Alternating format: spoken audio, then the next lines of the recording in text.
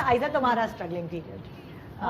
مجھے لگتا ہے میرا ہر دن ہی ایک اسٹرگل ہے. ہاں کیونکہ اگر انسان اسٹرگل کرنا چھوڑ دے, اس کو زندگی جینا مجھے لگتا ہے پھر اس کا ختم ہو جاتا ہے. پھر بھی جیسے جو شروع کی جو دن ہوتے ہیں نا, اب تو ماشاءاللہ آئزہ ایک نام ہے نا.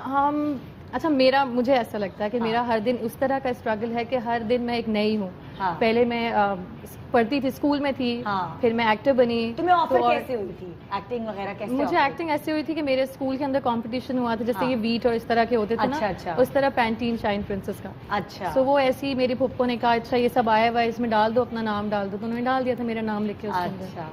سو میں اس میں فرسٹ رنر اپ بھی تھی, بیکاز میں انڈر 18 تھی, تو انہوں نے مجھے وہ نہیں کیا تھا, تو میں فرسٹ رنر اپ تک آئی تھی. تو وہاں پہ مجھے کافی سارے لوگ ملے تھے, عاقف تھا, فہد تھا, یہ لوگ سارے سٹرس اور یہ سب. تو ان لوگوں نے مجھے کہا نہیں تم ایکٹنگ کرو ہی کرو. میں نے کہا کمرشل سے شروعات کی؟ پھر میں نے کمرشل سے کی تھی شروعات. پہلا میرا جو تھا وہ کمرشل سے ہی ہوئی تھی.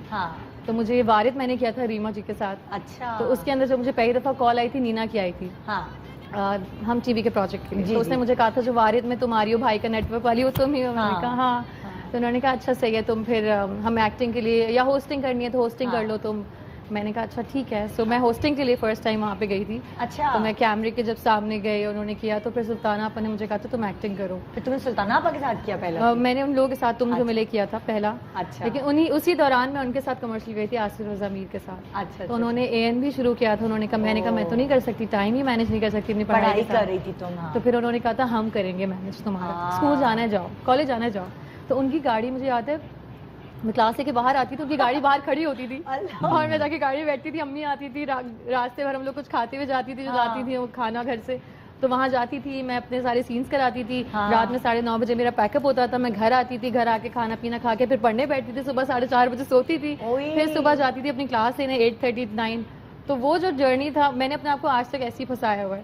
صبح 8 بجے اٹھنا, یہ کرنا یہ کرنا یہ کرنا, ساری چیزیں آرگنائز کرنا. کوئی شک نہیں ہے, it's still very very organised. وہ اسی لیے نا وہ پریکٹس وہاں سے چلی آئی, یہ پروڈکشن کی پریکٹس وہاں سے چلی آئی. اس کی مجھے نا کبھی کسی کو بلیم کرنا نہیں پسند. اتنی ڈسپلن اور اتنی سینس آف رسپانسبلٹی میں نے بہت کم ایکٹرز میں دیکھی.